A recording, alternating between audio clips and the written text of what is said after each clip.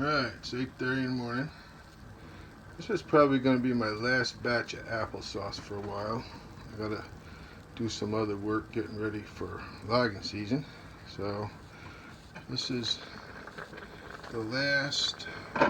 Remember, I bought 2 bushels of apples, utility apples. This is the last of them. So I got them going already. And then over here, remember, we're blending. So this is those Bartlett pears that I bought, and I froze them until I was ready to use them for applesauce. So I think these make a very nice blend, a very nice addition to the applesauce. And then over here, we got the carry full of the pears from out in the yard. So we're going to get this going. Remember this, we pressure cook, close the vent, turn it on, pressure cook. I'm doing it for 25 minutes. Make sure these things are really cooked so that I can, when I put them through the squeeze-o, it works really good. Alright, so we're just gonna let things cook here for a while. I'll split that up between those 2 pots and we'll get her done. Alright, it's 9:30. These 2 pots are cooking very nicely.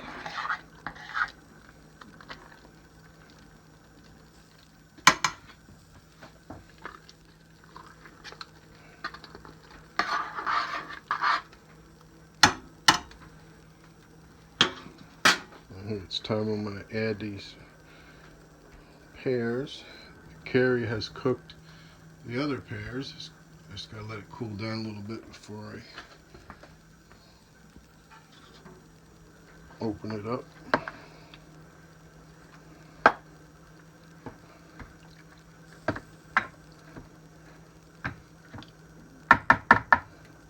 Alright, see if I can do this one-handed.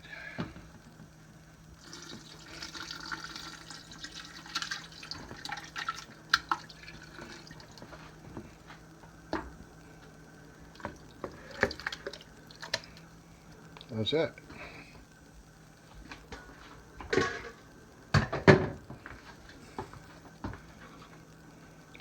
Blending makes such a difference. Remember, those are pears that I bought early in the season and froze them until I was ready to use them. And they don't look very good after they thaw, but really nice. Alright, so I'm going to let this reduce for a while. Leave the top off. Cook those pears up more and let them reduce. See if I can't get my applesauce a little thicker this time. Alright, we'll come back. Alright, it's almost 12 o'clock. Got these 2 pots boiled down, cooked down. They're cooling nicely. And the pears out of the carry. Got it drained. Got some in the squeeze-o. Got the drill hooked up. So we're gonna get going. Well, there you go. We're in those pears through there. Super easy, of course, using the drill.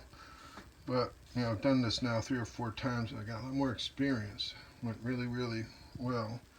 So I got a nice little bowl there. That's out of the pears from the yard. That's the tailings. I ran that through twice. So I'm really happy. Moving right along here, doing good. So now I'm going to take off that screen. That's the fine screen for the pears.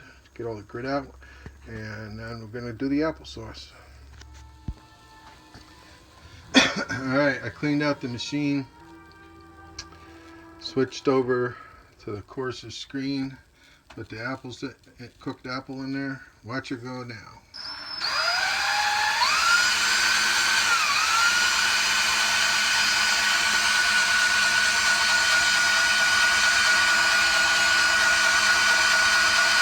See what's coming out the other end? Just the seeds. Looking good. Looking good.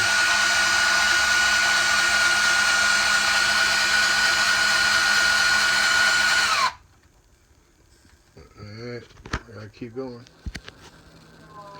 Alright, I ran all those apples through there. That's how much tailings I got. I want to run that through there one more time.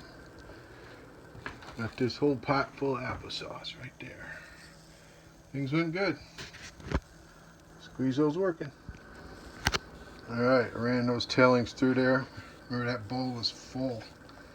Ran it through there and got that much more applesauce. So I've been putting applesauce and pear sauce in here, alternating layers. So far I put in 4 teaspoons of cinnamon. I'm heating it back up and getting her done. Alright, I got the squeezo all cleaned up and put away. I got the carry out, got it warming up. I got my jars all ready. Got this pot here. Put another teaspoon of cinnamon on top. Stirred it in as good as I could. I might have to add more cinnamon as I go and keep stirring as I go. Can't get cinnamon all dispersed to a pot that big at once. So I'm going to start jarring it up and get it processing. Alright, there's the first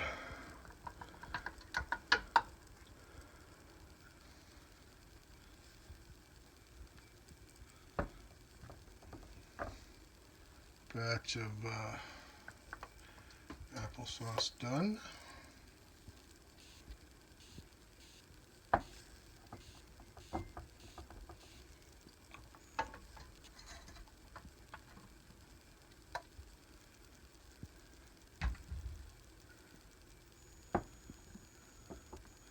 So because these jars don't really fit in here right for a true water bath, I'm doing what's called the low pressure, which is really kind of a low pressure canning.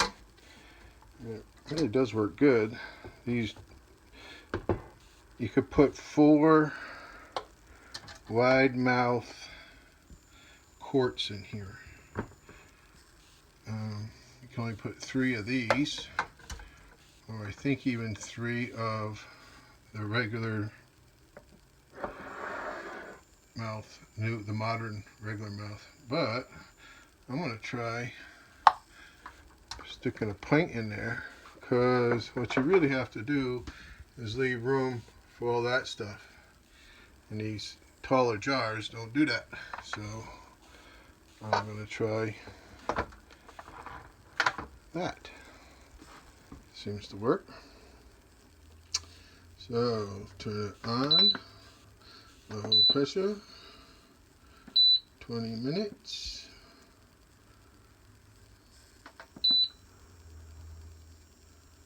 Start. There you go. Put these over on the other counter to cool, and we'll keep on going.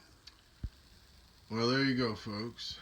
There's 9 quarts of applesauce, and 2 pints.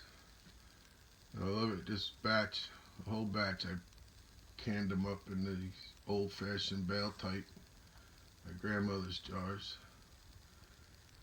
This jar, a friend of mine gave me with pickled peppers in it, so I'm going to return the jar with applesauce in it. This jar, this was the very last one. You scrape the sides of the pot. It's got the most dried out applesauce. It's most concentrated, and the bottom of the barrel is the best one for me. So that's going to go in the refrigerator.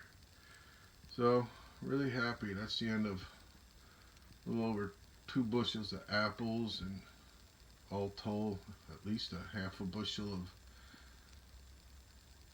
pears from the tree, and in the yard, and another half a bushel of pears that I bought. So that's going to be in my applesauce for a little while. I'll do some more when it gets colder, if I can get apples. And I got to start getting ready for logging. Logging season's coming. That's what this channel is really about, forest recovery. And I never thought that my canning season would end up the way it has. How much I've done this year, the variety I've done, how much I've learned. It's really been incredible. So some of my family members keep saying, are you going to eat all that in 1 year? Well, probably not. So we'll have to figure out how to rotate stock and how much I'm going to give away and all that. You know, I keep forgetting to show you, my wife made a couple batches of apple butter. I'm definitely I gotta make one more batch of, I'm gonna call it fruit butter, because I got one more bag of peaches that I forgot to overlooked using, frozen, and I got another bag of pears, good pears in the freezer, and I'll add apples to fill up a crock pot, and I'm going to make a batch of fruit butter. So thanks for watching. Hope you enjoyed it. Hope you learned something. I hope I've inspired you to do something that helps you with your recovery, helps you grow as a person, helps you become more self-sufficient. Alright, if you see this video, you watch it to the end, and here's probably my best jar. It's blue glass. Alright, if you tell me you want that blue glass bottle, alright, that one's up for grabs. Alright, thanks for watching.